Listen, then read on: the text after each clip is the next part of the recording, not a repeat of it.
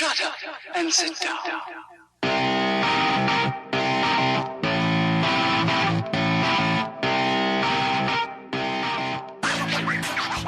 I've got no skills.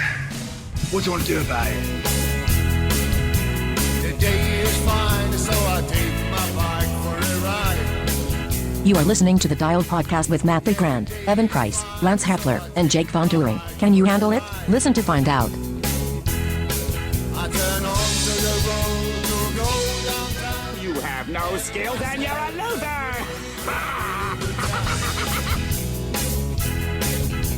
The wind in my face and the sound in my ear feels so good. Girls only want boyfriends who have great skill. Yeah, the wind in my face and the sound in my ear feels so good. What would you say you do here? I have people skills. I am good at dealing with people. Can't you understand that? Hi, and welcome back to the Dial Podcast. I'm Jake Von Turing, and I'm here with Lance Hepler. Lance Hepler, the mustache till you're just ash. What? Yeah. Want to try again? No, that was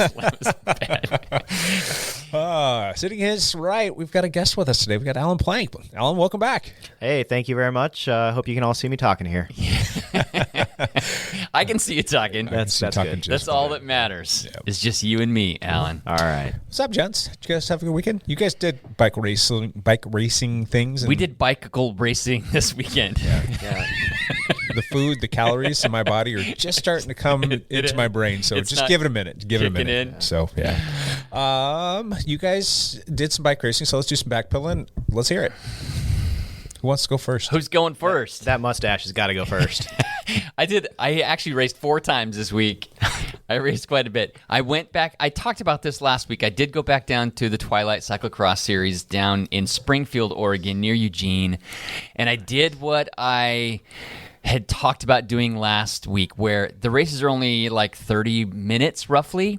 So I did the 50-plus race, and then immediately, like 7 minutes later, did the Master 1-2 race. Nice. So, literally finished, and it was like the very next wave. So I just rolled right back up to the start and went again. It had rained most of the day, so it was a muddy mess. It was very good, like mud practice before. It was cyclocross. It was cyclocross weather. Nice. And one of our faster 50s decided to show up at this race, Paul Boursier. He lives down in that area, so he decided to show up. And so the two of us just went off the front and were having a blast, sliding around corners and laughing at each other and still trying to make each other hurt. And I came flying through the finish. You came through the finish line, and then to go on an extra lap, you had to make these like hard turns. And I completely slid out on one, like fully. My rear tire lost traction. I did the full-on flat spin. So you spun when you hit the ground. I spun. I didn't actually like just slide. I actually spun, like I did a full 360 while I'm laughing audibly, and people are making fun of me because that's what you do. They're like, "Hepler, stay on your bike." It was pretty stinking funny, so I had a good time. I realized that my rear mud tire, cyclocross tire, was done. I needed a new one. So I realized it at that race, which was good because we ended up racing. You saw some more mud. We saw some more mud. Yeah. So that's what else happened. That's where me and Alan both actually raced this weekend. We had the Bridge City cyclocross races this Saturday and Sunday. Saturday was kind of a precursor race, which was a riot, and Sunday were like our age group Obra championship races. So most people that came ended up racing both Saturday and Sunday. Yeah, I think there was a lot that did both days. They were big races. This is a super fun race, right at Oaks Park in downtown Portland, right on the Willamette River, which made it interesting and difficult. It was built by Eric Tonkin, who is He was out there racing in jeans both days. raced in jeans, and he won his age division. Seriously? He Yes. passed me at one point in jeans, and I was impressed. Running, actually, not we were running on jorts, the beach. jeans, right? He was wearing Straight jeans. Oh, wow. Rolled up at the bottom, so his ankles were showing a little bit. He put his cross shoes on, but he had a T-shirt on and jeans. That's awesome. But I think Tonkin. I don't exactly know what his relationship is with Selwood Cycle. If he's one of the owners, I think he is the owner. is he the owner? I believe. Well, I'm pretty sure he's ownership. He's ownership. He's in for ownership. Sure, yeah. So he's very good at building courses. He got great permission from Oaks Park. Oaks Park is an amusement park, and so there's a roller coaster and there's a train and there's amusement rides, and we were kind of racing like underneath them and near the parking lot. The crazy thing about this course was it drops down to the Willamette River. We're close enough to the ocean that we feel the tides. And that made a difference. It does make a difference. So that when the tides are up, the water level comes up. It comes up 4 or 5 feet or something like that. It's significant. That's a lot. Yeah. Yeah, and the water, the edge, the shoreline's not super steep, so that change in water level makes a huge difference about the available sand that we can ride on Correct. down on the side of the river, which So changes the course throughout the day. It changed the course. So as the day went on, there was more sand or less sand depending on the water level. You might be riding through the water or you might be on the sand. So what made the course difficult was that, yes, there was hundreds of yards of sand, and some of it was rideable, and most of it was not, in my opinion. much of it was not rideable. My humble opinion. There was a lot of running happening. There was a lot of running. So my first race I did was the 50-plus race. It was a non-championship event, but we still had 47 people in the race. So it was a big race. Lots of people showed up. Lots of people that don't normally race in the 50-plus because we were all out there just bashing each other. I got a decent start, not great, but the sand really made a difference. There was one like 70-yard section of sand that if you got started right, you could actually ride it. And I did 5 laps, and I was only able to ride it twice. Oh, jeez. So, yeah, that sounds about right. Because there was a hard corner coming into it, so you couldn't have momentum going into it. And so a couple times I just couldn't get it going and had to hop off and run. And a couple times I was able just to kind of power through it and make it all the way there. Then you cut back up out of the trees, back down into the water of the river, and then you went up a sand embankment kind of, and then hit a set of stairs. Like cement stairs that were 1 lane wide, like There was half, no passing here. There was no passing on the stairs. It was like half a bike length wide. You had to like shoulder your bike and pull yourself up the stairs. I thought it was fantastic having that. It did end up playing a difference in my race because I caught some lap traffic right at the bottom of it. And it was a 70-year-old guy who I've raced with a lot because the 50s and 60s and 70s all end up going together. And I always end up passing him like lap 3 or 4. Yeah. And I just happened to catch him Right there. Right there. And I'm like, I'm coming, let me around. And he was like, nope. Seriously? No, because he was in second, and he was trying to catch the guy in first. So he Well, it wasn't going to slow him down if you're like taking him over. I mean, he wanted to set his pace, though. So this happened twice. I caught him at the stairs both days, Saturday and Sunday. On Saturday, I forced my way around him. Oh, no. I'm like, I'm coming, Tad, I'm coming. I just used his name. I shouldn't have said that. And because I know his name, he was not happy with me. I went up and to apologize to him after the race because I did kind of squeeze myself into a spot where there was no squeezing. Basically, get out of my way, Tad. It kind of had to happen the way the course was.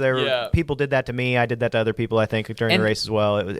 It's tough. In the later races they had an Ober official there at the stairs having people wait if faster if like lap traffic was in the way. Like wait. Just, Oh, wow. So that was the plan. It's not often that someone in a race tells you to stop or pull over or get out of the way. Right, because that was like one spot where there was no passing. You Yeah. could not get around Yeah. somebody. So And there was a significant difference in speed of different people going up the stairs with the bikes as well. So Correct. you get behind somebody that was going a little bit slower, and gaps develop in front of them.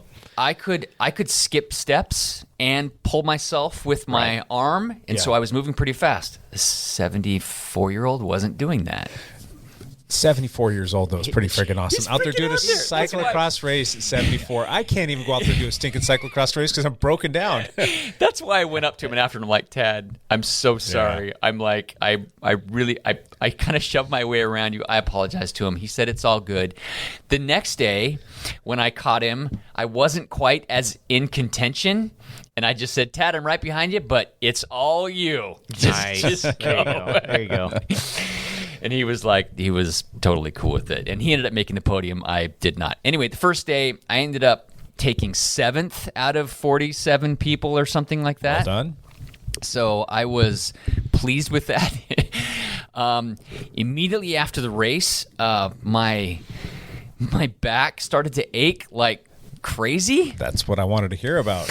You could see it. It was very apparent. I couldn't like walk right. I couldn't walk standing up straight. So bad that Mrs. Hepler said, Lance, you will not be racing tomorrow. So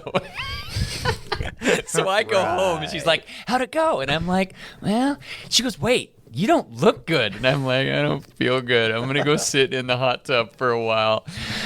And so that night she's like, she goes, what are you going to do about tomorrow? I'm like, well, I'm just going to wake up and go down there. She's like, no, you're not. You're not going to race. You are not doing this. And so Sunday morning, I got up and left the house before she was out of bed. Did you get a text message when she awoke and noticed that you were gone? You know, my wife knows me, so she did not. She just was like, that friggin' idiot went back down there. She just didn't say anything. She kept all her negative comments to You didn't tell her herself. you're fine when you're on the bike, right? It's just off the bike that your back It was hurts. just off Here, the bike. let's find out if there was an I told you so moment. Carry on. Yeah. Well, anyway, so I got down there. Once I started riding the bike, I loosened up quite a bit. When I lined up for the race, a whole different story. I was like ready to go. It did not. I didn't feel like it slowed me down at all. Yeah. But I did the race, and I was terrible last night. I couldn't sleep last night. The good thing is, this is not like nerve pain. It is muscle pain.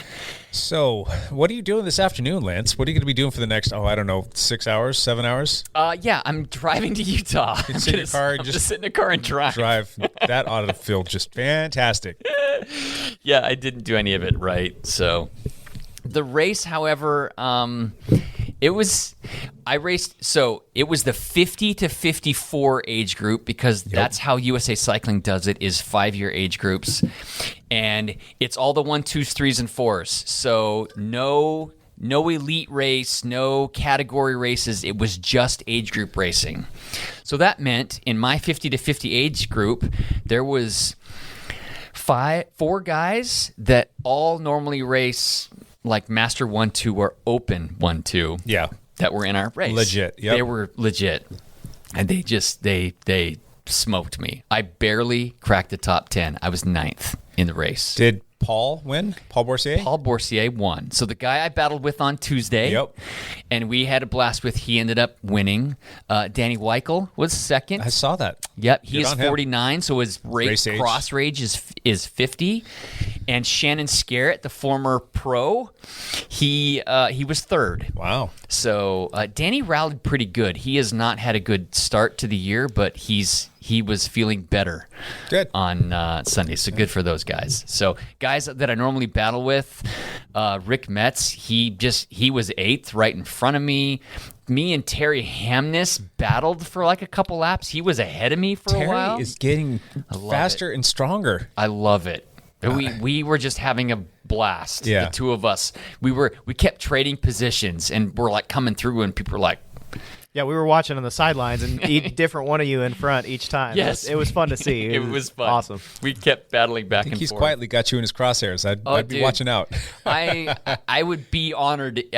What I don't want to do, I don't want to gift it to Terry. Yeah. Make I him want work for him it, to. of course. I Yeah. want him to work for it and beat me, and he's gonna do it. It's going to happen. It's gonna happen. He's gonna give Yeah. me. So it was funny. I was 9th. Terry was 10th. Mike Hamness was 11th. I saw that. Mike did really well. He did really He beat well. some names. I was like, good on you, Mike. Mike's a bigger guy, and that helps in the sand. Yeah, maybe. So, because Raw power. if you can get down, and get traction, it helps. So, super fun day. I mean, Bridge City was fantastic. I don't know, but I couldn't sleep last night, and I still can't stand up straight today. So, And you're going to Utah to go visit your son, but you're going there probably not more so, just as equally to do more cyclocross racing.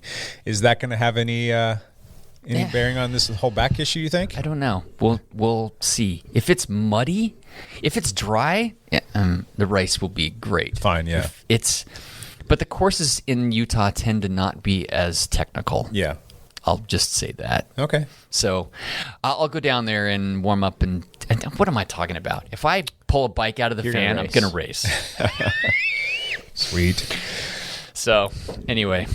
How about you, Ellen? How'd this past weekend go for you? Yeah, so I raced, I guess I'd call it like 2 1/4 times. Okay. Because I'm not going to leave out the other I one. forgot the other one. I'll leave that I'll let Alan talk about that. I totally to forgot ask about about that. that, yeah. That was the Yeah. funnest thing It of was the a weekend. blast. Anyway. All right, so I raced the Cat 3 35 Plus on Saturday at Bridge City. And there were 39 people that started the race.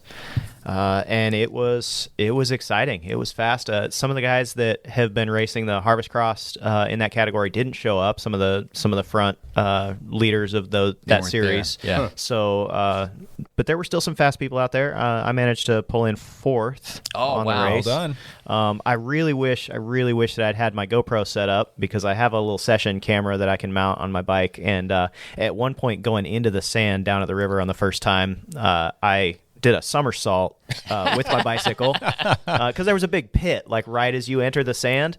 There's a big hole and it just got bigger and bigger. So I did a somersault, but I managed to grab a hold of my bike in the roll and stand up and just run with it. Yeah. Got tons of cheers from everybody on the sidelines down there. People absolutely loved it. I wish I'd got it on video, but it was a lot of fun. I ended up running the sand pretty much every time. I tried to ride it once in the pre-ride and it just wasn't happening. So raced that and then on, I guess, moving to Saturday afternoon, we did the relay. There was a team relay. The first ever Obra cyclocross team relay. Have you seen this in general anywhere?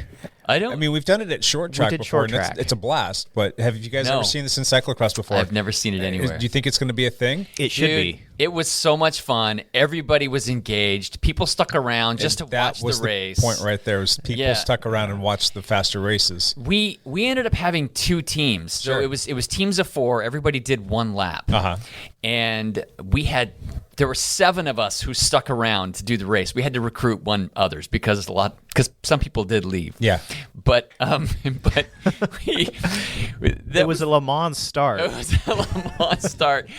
With our teams, we didn't stack one team and we didn't have like an A team and a B team. Sure. We split our team evenly so we could like race each other. Sure. So just to make it fun. Because How many different teams were there? there was like I don't remember. 25 different There were teams. quite a You're few. kidding There me, were that quite a many? few. There were a Oh, lot. my Lord. Yeah, it was pretty awesome. So we all line up at the start. Oh, I don't see the team relay's not in here. Anyway, we all line up at the start, and Eric Tonkin, he's like, you know what? We're gonna do a Le Mans start. Everybody, drop your bike. So you know what a Le Mans start is? Yeah. So you have to leave your bike in one spot, and he makes us go somewhere else, and we have to run To get your bike, to get get on your it and go. bike and Yeah. get on it and go, which is hilarious. So at this point, I was like, man, Lance should not be going first for our group with his back 'cause feeling the way it is. I'm already like. But you were the one But that's I out was there. first, yeah. And okay, so before we start, who was on your team and who was on the other team? Well, we did it. What we did. We hadn't really decided yet at this point. What we did is we paired everybody up of equal ability. So me and Terry were paired up. So we both went first. So I went first, Terry went first. And then the next team was John Hatfield and myself. and yourself, which are pretty similar. And so whoever got there first, it was just like you pass off to the dialed guy who's in front of you. That was it. So we didn't like set the team beforehand. Sure. It was just like, okay, the You next had a little guy. bit of autonomy there Yeah. based on how we're doing, but okay, so carry on. So they decide to do this Le Mans start, and I had been standing on the front row, and so I just left my bike propped up next to a stake, and everybody else laid their bikes down. Hit it running. And so It worked. It worked. So Tonkin's like, okay, he didn't know where to have a start, so he's like, you all just have to follow me. And so he's like, they blow the whistle, we all start running. I'm chasing after Tonkin, and he just then eventually pointed us right back towards the start. It was only like a 40-yard run. Sure. It was short. But because my bike was standing up against a stake right on the front row, boom, I grabbed it with my hand. I got like a 10-second lead on the whole field. Lance out front for the start. Yeah, so it was like it took half a lap before one of the 1-2 guys caught me. You know, like okay. Andrew Coe is the guy who caught me, who's legit, and I'm just laughing because they're like, "Oh, Lance is out to a hot," and I'm just laughing. It was just I'm like, okay, how far can I hold him off? And sure enough, Andrew Coe catches me, and I'm like, I knew it was just a matter of time, Andrew. And anyway, so then I decided to take the handoff from Lance. Yes. And so I got the chip from him, went out and did my fastest lap of the day by like 7 or 8 seconds. Right. Just all out, everything I had. I think I came in fourth, and Alan passed 2 more teams. So Alan ended up handing off, and we were in second. We were in second place when I handed off, so I made some Sweet. passes. It was pretty exciting. And then I handed off to Chris Hitchcock. Yep. Yeah, I think Chris Hitchcock and Stefan first. Stefan. Yes. Yeah, Stefan was the other Okay. Was the other other team. one. Yeah. Yep. And so they went around, and then Paul, and then Paul Micah. first was our last guy, and then Micah Sardell from CoMotion. Okay. He's a Eugene guy. We Sure. just like recruited him. Yep. He was Hey, you're like, going to race with us. Yeah, Come you're on. gonna race with us. We need an somebody. 8th. Yeah. So he's like, all right, I'll do it. So our teams ended up 7th and 14th. Yeah, I think something like It that. was yourmom.com factory racing that won. It was a bunch of juniors. Yeah, and they were Seriously, fast. your mom. They were fast. Yourmom.com. Their average, they all rode like 6:30s, which is Wow. 25 seconds faster than my fastest lap. My So it fastest was lap yeah. was like 6:50, and Yeah. all day. Yeah. Yeah. And they were doing like 7. Yeah. Okay, going back, well, Alan still needs to talk about his race, but what was the premier race of the day on both days? I mean, obviously it's going to be they didn't have an elite the first day? So, no, they yes. did. They did have an elite the first day, just not the second day. They had an elite open 1-2 The first day. on the first day. Who won that race? That was Henry Nadell won that race. He's the guy who's been living in Bend. He's actually from Durango. He's actually a mountain biker, but he's been toying with cyclocross this year, and he's been winning every race he's been doing. Pretty stinking strong, Yeah, obviously. he's pretty strong. And what about the second day? What was the big race of the day where the biggest hitters were at?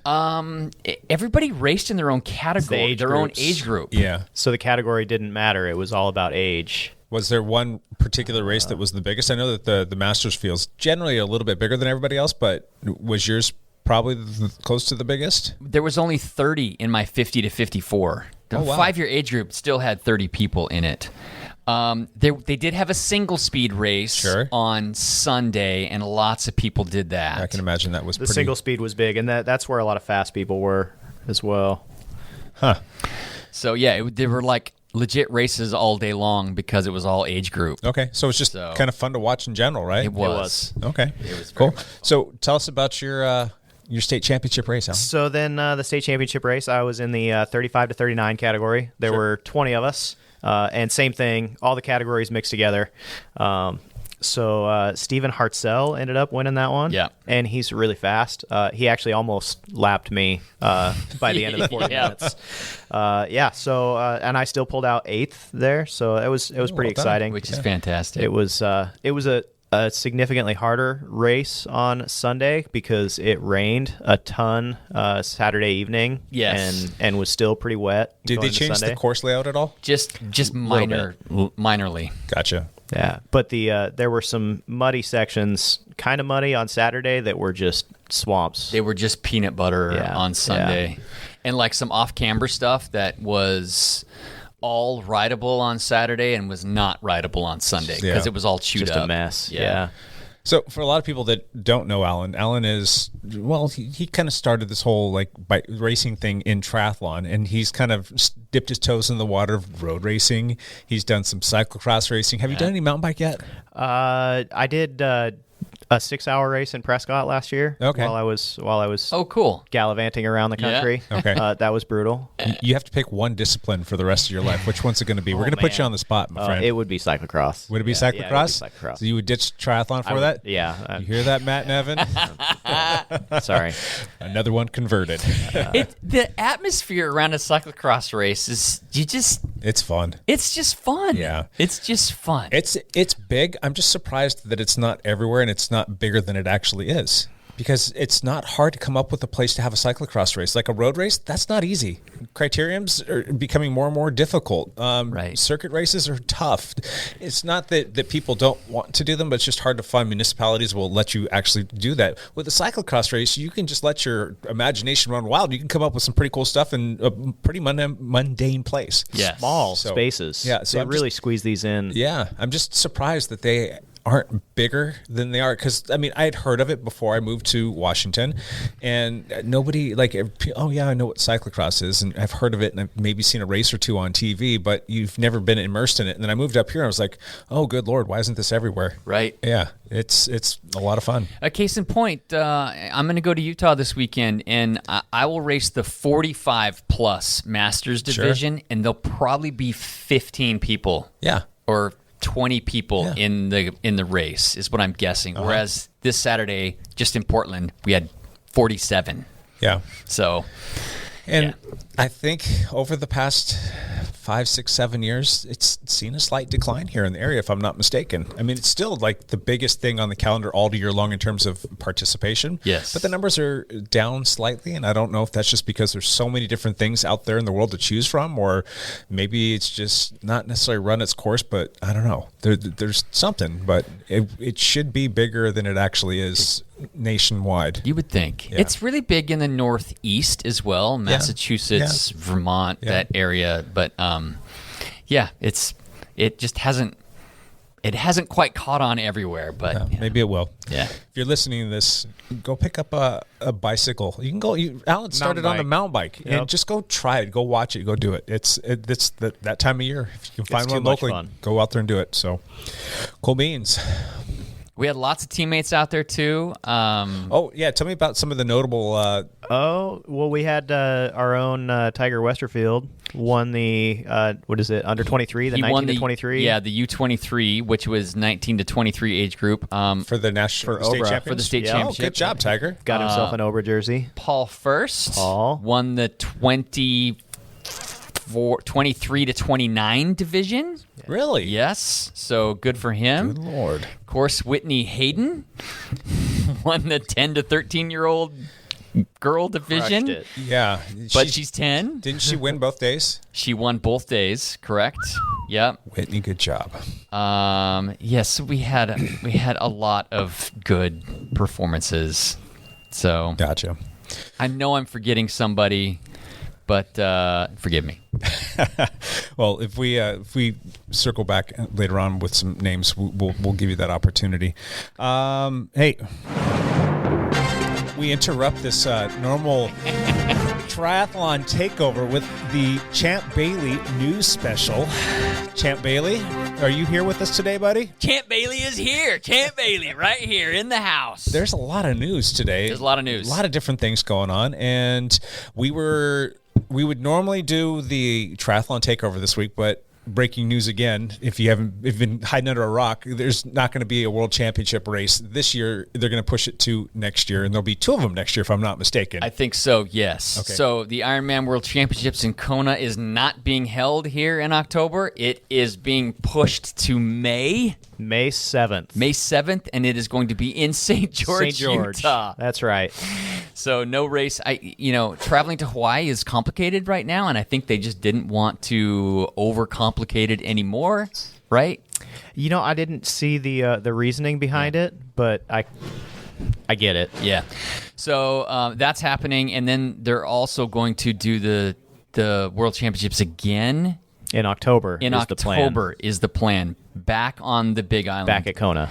But they're going to be dividing the women's race and the men's race. That's right. Separate days. Separate days. Women are going to go like on Wednesday, and the men are going to go on Saturday. It's something like that. And half the age groupers will be split amongst the 2 days as well. Right. The splitting up of the age group is an interesting thing. So we'll see how that plays out with the different age groupers racing on different days and different conditions, possibly. Right. Yeah. So enough of that triathlon stuff. Let's talk about some other breaking news. What's going on in the world of cycling? Do you want to? There's a couple races to talk about. There's World Cup cyclocross racing, and there's Il Lombardia. Which do you want to hear about? Let's talk about the bike racing. Let's just get that out of the way real quick, and then we'll jump into some of the more detailed. So Il Lombardia, big classic stage, not stage race. Wait. Hold on. Ladies and gentlemen, can I please have your attention? I've just been handed an urgent and horrifying news story. Wow. And I need all of you to stop what you're doing and listen. Okay. All right. What's going on? Guess who won Il Lombardia? Oh, geez. Tadej Pogačar. That's correct. Pogačar wins again, huh? He wins again. This was a 260-kilometer race, so big, long race again. And, near on the very last climb, he pulled away on the last climb and then held it for the descent. He got caught by one guy who was with him. He was the quick step rider. Fausto Masnada. See, I didn't even know his name. So that's what's roughly 150 miles? Yeah. Ish. Something like that.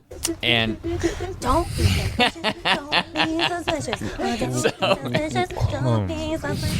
And so Anyway. the other guy was sitting on Pogačar's Pogačar. What am I doing? Tadej Pogačar. Tadej Pogačar's. He was sitting on his wheel, waiting to like jump him for the sprint. Yeah. And Pogačar just rode him off his wheel. Who is the rider from Team Ineos who won before Egan Bernal? What's his name, Lance? Wait. The last Ineos rider to win before Bernal. You mean Chris Froome? No, after Froome. Oh. What's his name? Wait, I'm blanking. Englishman? Geraint Thomas. Oh, he said it right. Instead of Geraint. Sorry. I say Geraint or Geraint. I just call him, Evan just calls him G like he's his best friend. Yeah. Sorry. There you go. Just going to have a little fun with you. So, just one of them. I can't say anything right. Anyway, so Todor Pogačar. Todor Pogačar. He wins again. He wins again, which is pretty incredible. Yep. So good for him. There was another group like 50 seconds back, but still, he was way off the front. Then we had cyclocross racing, the first World Cup racing in Waterloo, Wisconsin at the Trek Factory. So on the grounds of the Trek Factory. So super fun. We've already had a couple of big cyclocross races, but this is the first World Cup race. Sure. So all the hitters from Europe showed up at this. They have not been coming to all the other U.S. Pro Series that races we've been having. All the hitters? All but the three that you really care about. So there's three that are probably not going to race for the next month or so, and that is Vanderpool, Wout van Aert, and Pidcock. Tom Pidcock. Yep. Yes, those three are going to take some rest, and they should take some rest. Probably need it. They probably need it. They're young. They've been racing. They got for special so stuff long. that helps them recover quickly. Gosh, I don't know how they're doing that. Anyway, so everybody else showed up, and in the men's race, Eli Iserbyt won. He started very, very well last year as well before he was injured. Men's was pretty crazy. It had been dry most of the day, and it started to pour rain during the men's race. So there ended up being many, many crashes, people swapping bikes to move to their mud. Lots of them started on file tread bikes and then swapped to bikes that had mud tires on them because conditions. So here's a question. Let's say that you've got a bike in the pit and it doesn't have the right wheels, but maybe you've got another bike out in the car. Can somebody run out to the car and take said bike so you can just have like multiple bikes coming in and out of there? I think what they have is they have multiple bikes in the pit and multiple sets of wheels in the pit with different tire conditions. There's no true limitation or nothing that's going to be... I don't exactly know what the UCI rule is there, but everything has to be like measured before, because there's tire width limitations. Yep. So everybody has to be everything measured. So anyway, cool. The first American was Kerry Werner. He was 14th in that race, which is actually a fantastic result for an American cyclocrosser in a World Cup. So good on him. The women's race was much more exciting because 3 people got away. Marianne Vos from Jumbo Visma, who just did Paris-Roubaix a week ago. Yeah.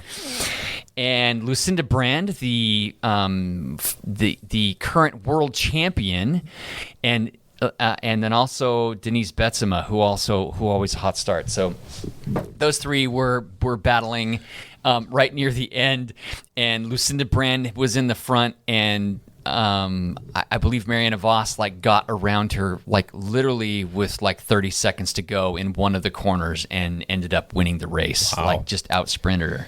Local hero Clara, was she there? Clara, yes, she was there. She ended up 12th. Okay. Which is not too bad. So for the American. Oh, I forgot to say, Felipe Nystrom. He was there and he raced in that, didn't he? He raced in the elite race. Wow. He got... So Costa Rica, because he's their national champion, he was able to pull some strings to get into the UCI race. Yeah. So that's awesome. He finished it. Where? He was dead last. Was he? He was dead last. I mean, I can't hang with Felipe in hardly anything, and he got crushed by all the Europeans there. But that's their jam, man. That's the jam. Yeah. That's not, I mean, he's good at cross. That's not his sweet spot. I think his sweet spot is on the road. Correct. But he races everything. But he just races everything. Yeah. Mountain bikes, cyclocross, gravel, road. He just races everything. Yeah. So just fantastic for him. It was just cool that he actually got into the World Cup race. There. There was only 43 racers, and he had number 43. So he started at the very back of the field. So pretty awesome that he was there and got to do that. So cool. Anyway. That's enough racing news. That's enough? Champ out. In other news, Cannondale. Oh, do we want to talk about that? Do you want to talk about what happened? What was announced this morning from Cannondale? Probably should. Alan, do you want to tell us? Should. Do you have that up? Man, Cannondale was sold. Their parent company, what was the name of the parent company again? I don't have that article. I know that their Cycling Sports Group is the name of the organization or the company here. That's their outward facing, but there's a parent company that actually owns that. Cervelo's parent company is called PON. Okay. PON. Purchased bike. The parent company of Cervelo, which also envelops the GT bicycles, Schwinn bicycles, and I think there was maybe something else that might have been a part of that deal, but this is very confusing. Yeah. There's a lot of layers to this onion. A lot of layers. But they bought the whole stinking onion, and the whole thing's going over to Cervelo's parent company. Cervelo's parent company bought out Cannondale's parent company. Yeah. And so, but it also includes Schwinn, GT, Santa Cruz bikes, Gazelle bikes. I mean, there's many different bike brands. That are all going to be under one parent company. Correct. Now. So what's that going to mean? I don't know. Billions of dollars in revenue and sales, and does that make them bigger than Specialized? I don't know. I know that Specialized is the big gorilla in the room, but I don't know. That's got to mean something that Cervelo now has that under their cap as well. Well, the Cervelo parent company, Pong, or whatever they're called. PON. I'm guarantee you I'm pronouncing that wrong, even though it's only 3 letters. What do you guys think about Cannondale in general? Would you guys have thoughts on that? And just a full disclaimer, we are We are a Cannondale dealer. Yep. Yeah, we just haven't been able to get a bike from them in, over a year now, and it's not looking pretty in the next 6 months. But we are able to get bikes from them. What do you guys think about the brand in general? Well, I've always been a fan of Cannondale. Yeah. I've owned a couple Yeah. Cannondales, but oh my gosh, they just fell off the map this year because they got nothing out. Yeah. So that's kind of a bummer. And I mean, they are one of the big four in the world in terms of just individual brands. And that's a good thing and sometimes not such a good thing. I mean, I do know that when I look at a Cannondale side by side, just the frame, you can see where it's a mass produced bike and you can see some little shortcuts, but it's still a great bike all the way around and you got good value, we'll say, in it. I did kind of get a little bit bummed out when we're all right, yeah, we're working with Cannondale now, and then I find out that they also sell Cannondale at REI. It's just kind of right. I don't want to say it cheapens the brand, but it kind of devalues it a little bit because it becomes a big box store bike brand that's sitting there for every Tom, Dick, and Harry to go out and get. And it's very hard for a small bike shop like us to compete with a big box store. Sure, right? Yeah. So I don't know. I just think this whole thing is just interesting, and I'm curious what's going to happen if they're going to maintain that same business model, or if they're going to tighten things up, or if they're going to cut people loose, or I don't know. Just stay tuned. What's your thoughts, Alan? I have been very happy with my Super 6 Evo that I ride on the road. That's right. That's your road bike. I love that right? bike. Yeah. Absolutely. I do wish I could fit a little fatter tires on it. I can only fit a 25 in the back. Mine's an older. It's a 2012 model. Yeah. But I absolutely love that bike. And what Cannondale does do is make a really, really light frame. That Super 6 Evo is one of the lightest you can get your hands on. So when you have a bunch of weight on your body and you want to get a lighter frame to deal with, that's one of the better ways to go. Weight on your body, those all muscle. Yeah, exactly. Still doesn't. Some of it doesn't help going up the hills. Jacked. No, I love it. I love that bike, and I've got a hardtail Cannondale mountain bike as well that I absolutely that's love. right. Yeah, I forgot about that. Yeah. Very cool. So stay tuned there. Right? They make a fantastic cyclocross bike. They make a very good cyclocross bike. They make a very good gravel bike. Right. I had one of their cross bikes when I thought I was going to be able to give it a go with the cyclocross, and my shoulder quickly told me, not so much. So that was very short-lived. I had that and probably sold it just as fast as I got it. Yeah. And jumped over to the gravel. But it was a great bike. It does have some little quirky things, but all things being told, it's still a great bike. I don't like the fact that the wheel is dished differently than all other wheels. I think it's displaced 6 millimeters to the...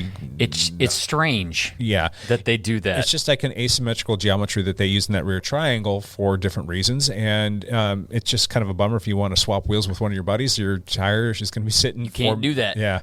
Well, unless the stays are, super wide. Right. So, but it's just not something you want to be doing. No. Anyway, moving on. What else is going on in the world of news? There was a big bike racy / expo...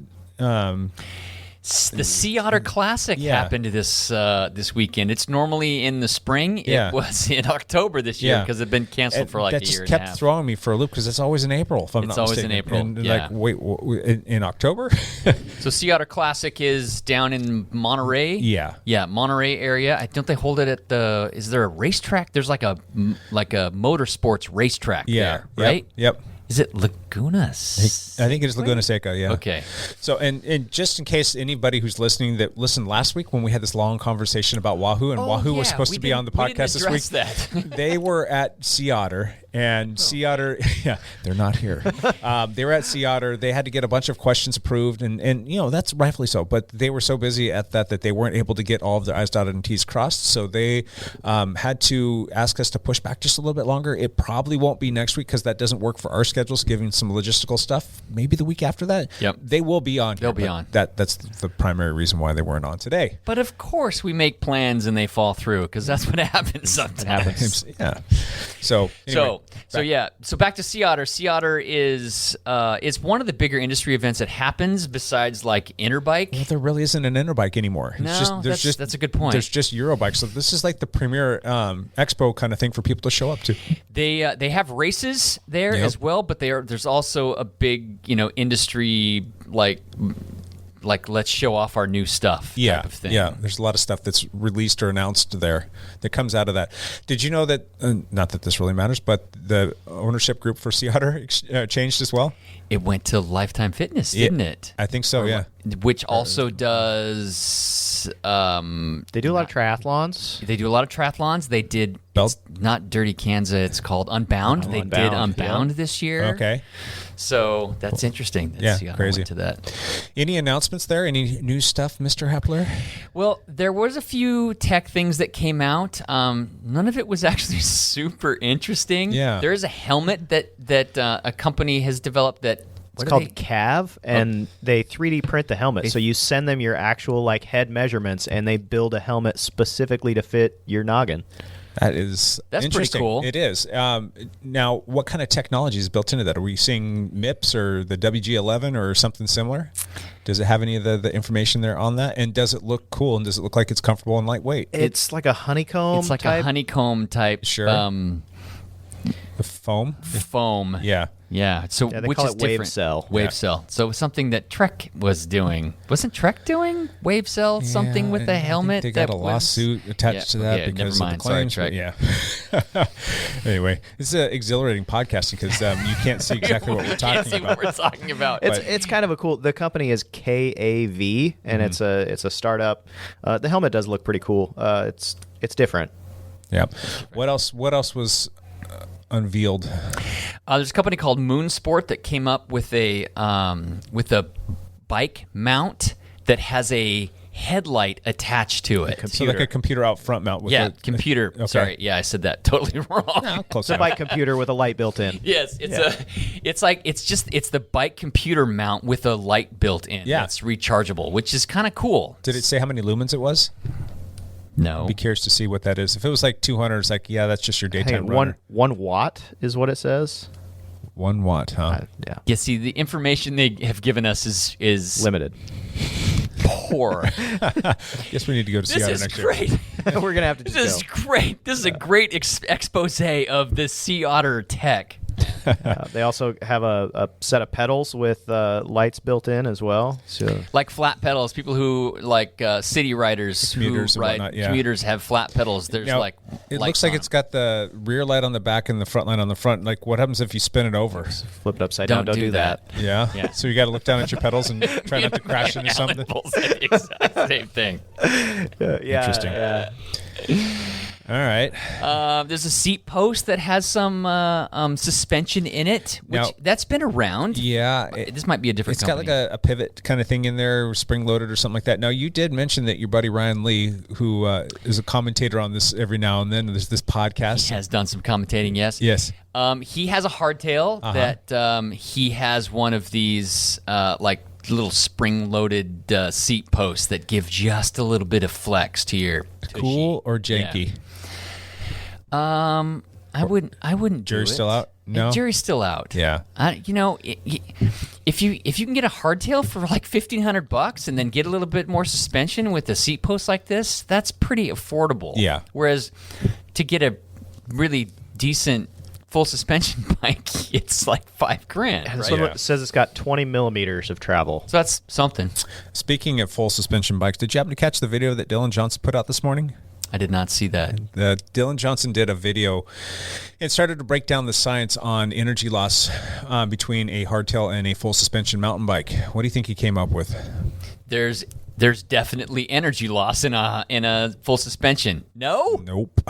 You kidding me? Now, granted, it was a soft science experiment that he did, and he did reference an article that was put together back in, I think, 2000, but he said it's worth looking further into, that the energy loss that we think that we are losing when we are on the mountain bike that has got full suspension versus the mountain bike that's got full suspension with a lockout was near identical with his different runs. He went out and did a bunch of different tests on the same hill. There was no wind conditions. Granted, there are still some variables that are going to be at play there. And then he just did different ones where it was locked out and he would be seated and standing, and then he would do the same thing with it unlocked and doing the same hill, and was maintaining the same 250 watts. And he did, I think it was like 12 or some odd sets of this. And the difference was none. It was exactly the same. There was one little thing, one little caveat, and he did say that it could just be based on him warming up or just getting further into doing the repetitions, but the heart rate was slightly higher when he was riding it unlocked. He was, I think, about 2 beats higher, if I'm not mistaken, but he was just saying that he does typically see a little bit of increased heart rate after like the course or once you've gotten further into your workout. Yeah. So I don't know. I thought that was kind of interesting. He said the major difference between a full suspension mountain bike that's full squish versus like a hardtail, because people think that if they're riding a hardtail, you're just going to ascend better, right? He said the main difference is just really weight, and you have to kind of pick and choose accordingly. But you have to also keep it in mind or keep into consideration that when you're on a full suspension mountain bike, the advantages you get once you get out on trails or when you're dealing with undulations and roots and rocks and all this stuff. Even the flat stuff, if it's bumpy. Yeah, it's just maintaining traction. So I don't know. It's just, sorry for this little tangent. I just thought that was an interesting little video. I didn't watch it. I just listened to it on the way into work today. So that's funny. Yeah. Okay, yeah, that's pretty interesting because there's always a debate with like simpler mountain bike courses whether it's better to do a hardtail or a full suspension. Well, it's kind of interesting if you look at a lot of the mountain bike pros. I mean, granted, some of the stuff they ride on is quite a bit more technical, but even when it's not quite as technical, they're almost always choosing the full suspension cross-country mountain bike. Right. And that's made me wonder. I'm like, why would you go with that bike that weighs 2, 3, 4 pounds more than the hardtail that you can be riding? I don't know. Because you can rip the descent faster. Yeah. Anyway, back to Sea Otter. I don't know. Did you see anything else in that article that was interesting? There's a couple more companies coming out with tire liners. Tannis has a new tubeless compatible foam liner. Okay. And it's pink. So these are like inserts. These are inserts. Like the Cush Core. Like Cush Core. Yep. What else? Yeah. We're both like thumbing through this going, so, yeah, and that was the thing. It's like Seattle, usually something cool comes out of that, or you'll hear about some cool things coming out of Interbike, or you'll see like the things that are announced, and there wasn't really anything that was shocking. So it's kind of a bummer because that's something that we want to hear about leading into the holiday season, or stuff that we want to put on our radar for going into the next year of bike racing and riding. And there wasn't a whole heck of a lot out there. So maybe the manufacturers are going to just do their own independent announcements for stuff that they're going to be releasing. I'm guessing. Yeah, hope so. What were you going to say, Alan? The other thing on here is DT Swiss dropper post for cross-country mountain bikes. Yeah. Looks like another entry into the dropper post market. Cool. More the merrier. Yes. And Lance, you did say that something about SRAM, but I think that's been announced. The Explorer group set. There's now they have a gravel group set, and maybe that's been out for a little while, but it is still wireless, which is great. But they have a specific cassette and that goes better with it altogether. Gotcha. And they've also got a dropper post for the gravel bikes, and they've also got a suspension fork for gravel bikes as well, which is kind of interesting. There's like a melting of MTB and gravel for the people that are a little bit more enthusiastic about that more technical stuff off-road, which is a lot of fun for those bikes. So it sure does make them fun. Yep. All right, let's move on into the world of riding your bike online. Everybody's favorite thing, Zwift. Oh, freaking Zwift. You can smell it. Lance does not like the smell of Zwift. I tolerate it at best. They're going to be doing a UCI sanctioned race.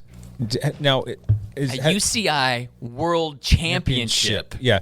Is this the first one? I know that they've had some big races before in the past, but is this the first one? I don't know. Is that the first one, Alan? You know what? I don't know if this is actually the first official UCI esports. All right. While we figure that part out, when is it? So it's going to take place February 26th of 2022. Okay. On Zwift, it's the New York course, which includes the New York KOM, which is brutal. Yeah. It's got a gradient of 17 degrees. What's the average gradient? The average is 6.1%. Sure. And then it tips all the way up to 17% in sections. Nice kickers in there. It hurts. Yep. Yeah. It's 2 laps of that course. Okay. So it's 34 miles. Okay. And 944 meters of vertical extent. Vertical, which I forgot what that comes out to in feet. It's like 3,000 feet. Close to that. Yeah. That's a tough little ride. It's going to be a pretty serious course. Will you guys do any racing this winter? on Zwift? Some people don't like Zwift. I actually love it. So that's what I do in the wintertime. If it's raining outside and I don't have like people to go join up with, if I'm not near you guys, because I know you guys go ride in the rain all the time, but I will just jump on my bike in the trailer more often than not, in my fifth wheel in the kitchen. Yeah. And I just jump on my bike, and sometimes I'll have an event that I'm trying to join up, so I'll check ahead of time and pick the event I want to do. For some of you, that might have sounded a little odd that Alan lives in a fifth wheel, but there's a good reason for that. You work for the National Guard, right? I work for the Oregon Air National Guard. Yeah. And my station that I work at now, I'm full time with them, is out in Warrenton, Oregon. Which is near Astoria. Just outside Right near Astoria. Astoria. Yep. And so I live in my fifth wheel during the week, and then I come back home to my wife and kids in Camas on the weekends. Yeah, it's awesome. So there's lots of time spent in the fifth wheel, and so you have a bike set up in your kitchen. Yeah. So they have campers usually have the living, kitchen, dining area is all one room. So my bike is set up right in front of the couch, kind of between the couch and like the oven and the fridge. So I can ride my bike on the trainer. I've got a kicker that my bike is mounted on. I've got a little tray in front of it where I set my laptop. Yep. And then I usually hook up a HDMI cable to the TV so that I can watch the race on my TV instead of the laptop. Yep. I can reach into my fridge and grab snacks while I'm riding. All right there. The fridge is within arm's length. Yeah, it's great. Lance is over here plotting and scheming his setup in his van. You were, I think, the first one, or one of the first ones that I knew to actually do an Eversting on Zwift. I did that in gosh. February on Leap Day last year. Wow. Yeah, I was actually down in Florida. The weather was great, but there was a big group of people that were doing a virtual Eversting. Yeah. On Leap Day. And so I decided that I was going to try and make that happen, and I did. Yeah. And it was rough. That took how long? So it took me like 15 hours and I think like 40-ish minutes. Oh my gosh. 16 hours on the trainer, just doing laps of Alp to Zwift, Yeah, I'm just guessing? Alp to Zwift. Yep. It was like about 10 trips up that thing? Down. Somewhere around there. Yeah. Yeah, I think that's about right. Like when you're going out at full gas and you're not full gas, but you're going pretty good. No, it takes you about an hour, depending upon who you are. Right. I gotcha. If you're trying to pace yourself, it's bringing to be quite a few. Yeah, hours, so I think like an hour and a half, maybe. Yeah, averaging. It was averaging around an hour and a half per lap. Yeah. Yeah, it was. Oh my gosh. Yeah. I don't even want to know if I want to dig into the psychological part of that, but Good for you, yeah, man. good on you. Yeah. It was brutal. It was really good Zone 2 work, and I couldn't walk afterwards. And it's funny in the fifth wheel, because I was in the fifth wheel for that. Wait, you're in Florida in the fifth wheel. Yeah. Wasn't it nasty muggy? I guess it was February. I had the AC. So my trailer's got 3 ACs. Okay. I had them set to 63 degrees that day. Okay, that's It was brilliant. nice inside, yeah. And I was still I was sweating buckets and drinking Gatorade and water all day long. Wow. Crazy. Anything else on Zwift? Well, it's just funny. I mean, it's interesting to see what they do for the rules with the UCI World Championship, because it's easy to fake weight on that. So I wonder if they're going to do it live. It's going to have to be live for the actual championship. They'll be in a for like the venue of 40 some people that make the championship race. You do a qualifying event to make the championship race, but the 40 people are actually all in a building together, riding next to each other. Yeah, and they're going to be on the same trainer, probably. Same network. Yeah, same network. They probably have to weigh in right before the race so that it's set legitimately. Yeah. Was it Justin Wagner we were talking to about this when we got into talking about some of the racing in general on Zwift and how they use different servers, and everybody's kind of in the same land, but they're connected different ways, so that can create some little idiosyncrasies or some little variants that minor variants that can make like a quarter-second difference, which makes a difference in racing. Exactly. Zwift racing. So I'm guessing here that if Zwift's a part of this, they're going to probably have their platform on some dedicated server, and it's all going to be networked in, and everything's going to be like hunky-dory, and they're not going to have like, internet connectivity issues. And, with the newer trainers out there, you can hardwire them so that you're not dealing with these issues. And even at home now, you can do that. You can hardwire the new kicker. It's got a port that you can plug in a Cat 5 cable and run it straight to your router, so you're not dealing with Wi-Fi issues. Well, that's interesting. Yeah. So I don't know. I'm sure that they're going to, do all of the little things to make sure that there's not a problem there. Yeah, I think they'll make sure it runs pretty smooth. Yeah. It's kind of a big deal. Do we see this being a big thing? Do people care? I think it's growing. I think it's going to continue to grow. Yeah, there's a lot of people riding on Zwift all the time. My hesitation says no, that people don't care. Yeah. But I think enough people will care that it will. I mean, Zwift is just growing. Yep. It's just growing. These online platforms are getting, I mean, Peloton just friggin' exploded. Yep. So many more of the, like, not the cycling population, but the general population got on Pelotons, which is fantastic. Yeah. But a lot of those people don't like ride bikes outside. No. I think Zwift people are people who bike outside, but they use Zwift or the trainer to, improve their. Yeah, what I like seeing is just all of the people that would normally just put their bike away in October. Here in the Pacific Northwest, when the rain starts to come down, it's usually sometime in October, and it really doesn't start getting nice outside until like late March, early April. And so they just pretty much hang their bike up. They might go out a couple times, but they lose all of their fitness, and then they end up having to spend their whole springtime trying to get fit just to go do a couple nice rides in the summertime, and you just hit that cycle over and over again. Right. People jumping on Zwift now are experiencing new fitness that they've never had before. They're dipping their toe into the water of bike racing, and they're doing group rides, and they're really starting to fall in love with the sport. So that part, I really do appreciate it. And, for me, I haven't ridden my bike outside it's about 2 weeks now. And that's not because I don't want to. Yeah. It's because I'm having some pretty significant shoulder pain issues again. And it's killing me. But it still allows me to go have some connection to some semblance of riding a bicycle. I can jump on my road bike and I can be on Zwift and I can do my thing. It's not fun. It's not what I want to do. I'd rather be out at the cyclocross races with you, but you know what? It's better than nothing. Right. So, yeah. I will say we have a teammate, Scott Carroll. Yeah. He lives down in Corvallis area. All winter long, he Zwift races. Yes. He does Zwift races almost every day or several times a week. And he is in my age group, and we've raced on the mountain bike together several times. I never beat him. Yeah, he's freaking strong as hell.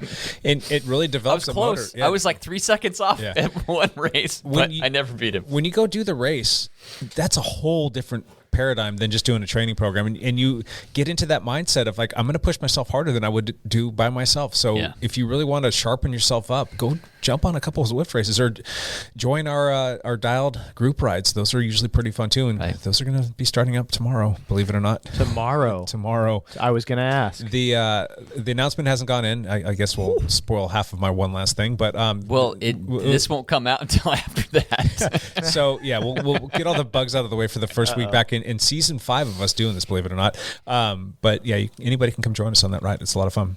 I will be joining those group rides, and I will use Zwift all winter long, regardless. Just if the sun is out, I'll be outside. But but otherwise, I will reactivate my account. Awesome. Unless you guys have anything else to share on Zwift, you want to move on to these last couple ones real quick, so you guys can scoot along. Specialized. They have a little recall going on right now. What's going on with Specialized?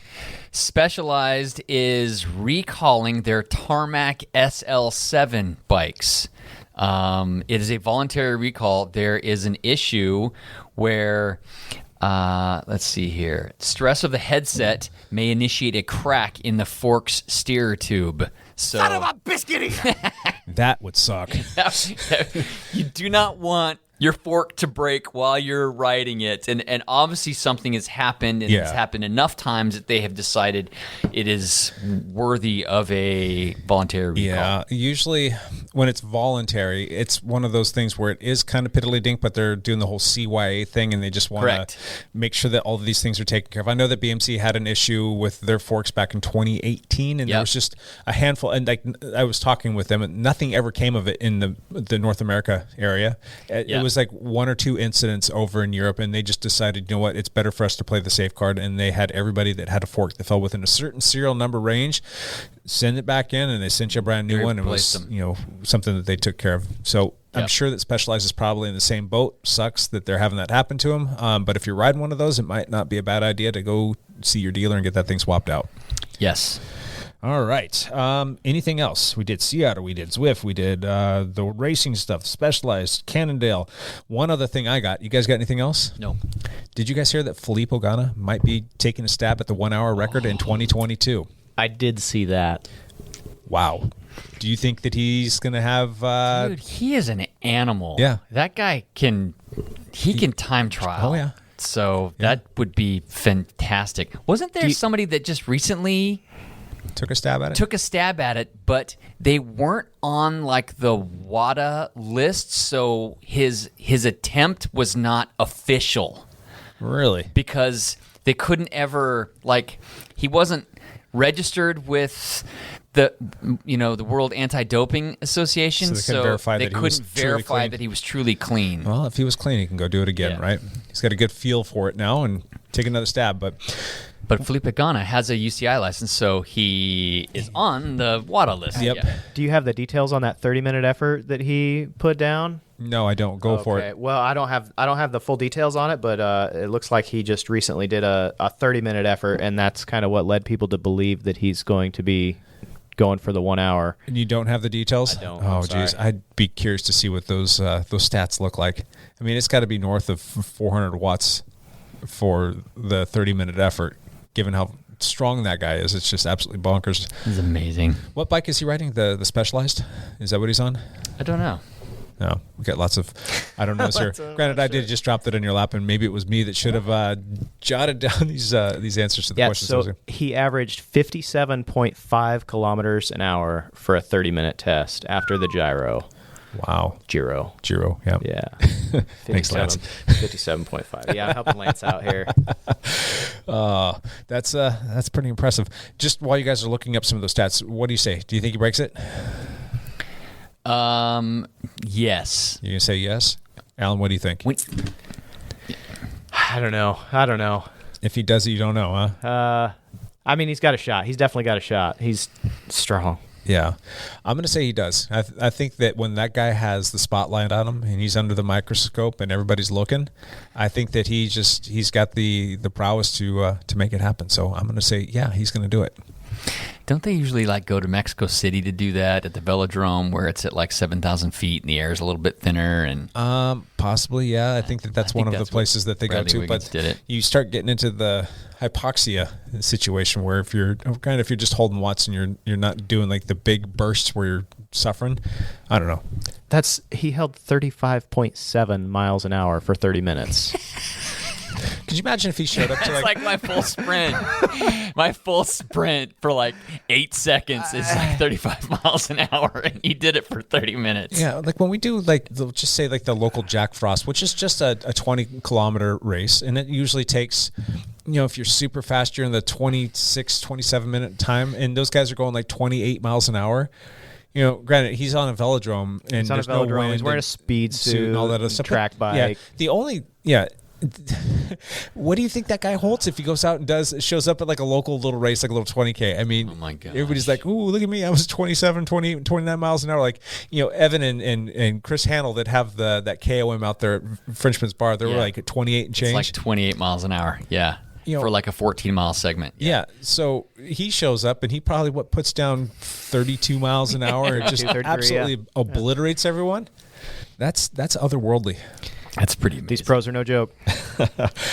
Right on. All right. Well, thanks for the news there, champ. And we'll say Brian Fantana. Brian Fantana, our other. 60% of the time, it works every time. Awesome. Let's jump into one last thing.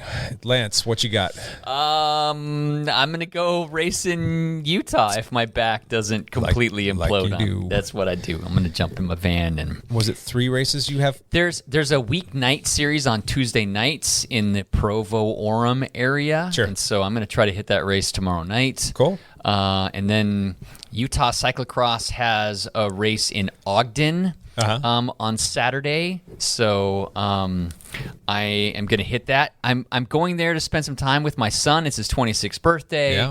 And his girlfriend and my daughter, Kelty, is also there. So I'm going to spend some time with them and do some family stuff. And so that's... You're leaving the missus and the pup behind? I'm leaving the dog to keep the wife company while I go. So yeah, they're gonna stick around here, and I'm headed out. Sweet, cool. I had major reservations of going because the Washougal race is coming up this coming weekend. It's going to be a big race, and we're really trying to help Scott Schultz, who was on the podcast a couple of weeks ago, and Zone 5 make that thing be a hit. We're going to be providing all the volunteers, the pit work. We've provided a bunch of course tape for them, and just we're going to be out there just really kind of helping it make it be a successful race. And that's a fun place, fun venue. It's a great place for a venue. I did talk to Scott quite a bit about it. He's excited. Things are coming together. I heard people talking about the race at the races this weekend. Yeah.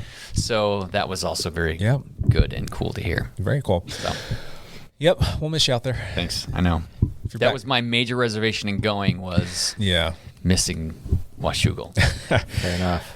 Alan, one last thing from you. So I'm going to be going out doing Washougal. One last thing for me is I plan to have some tire liners, some Cushcore tire liners in my tires this weekend. Run a little lower pressure with that. We made a video on that. Did a little bit of a walkthrough on the installation process a bit, and kind of just talked about them in general. We did. If you check that out. You'll like it. I've been racing with Cushcore in my cyclocross tubeless tires for the last couple years, or a year and a half, or something like that. Yep. And I've never flatted. I'm excited. I'm excited to run a little lower pressure. I should be able to cut about 4 to 5 psi from the pressure that I'm running. Good. So I'm excited about that. And then I also plan to post a video from the championship race on Sunday at Bridge City to my YouTube channel. So I'm going to probably put the full video out initially, and then I'll edit it down to 10 or so minute, more fun to watch. Okay. You can do some commentary on that as well? I don't know about that. We'll see. We'll see where I get this week. If you need to come plug it into the system here, we can have some fun with that. Very cool. Excellent. That's all I got. All right. My one last thing is I'll just touch upon the Washougal race just a little bit more. Like I already mentioned, we're going to be supporting that quite a bit, but we can always use more volunteers. This is going to come out on Wednesday, and if you hear it, there's a good chance that we can still use your help. We do have a Sign Up Genius account set up, and it's got volunteer spots that you can plug into and help out with different things throughout the course of the day. One other thing is Scott is graciously having anybody that's brand new to cyclocross that's never raced before, he's having them come out and he's going to comp their race fee. Seriously? Yeah. Wow. So if you're interested in that, definitely touch base, and I will get you connected, or I guess because Lance is gone, it will be me getting you connected with Scott, and you can get yourself signed up to do the Washougal race. Otherwise, what is the cost for those races these days? Is about, what, $40, $45, $35 somewhere in there? I think so. I think it's $35 if you sign up online, but it's 40 day of. Gotcha. Yeah.